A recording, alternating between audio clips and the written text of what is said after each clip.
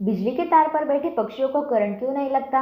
दोस्तों, हम लोग बिजली के तार पर पक्षियों को बैठा देखते हैं तो मन में ये सवाल आया होगा कि इन्हें करंट क्यों नहीं लगता।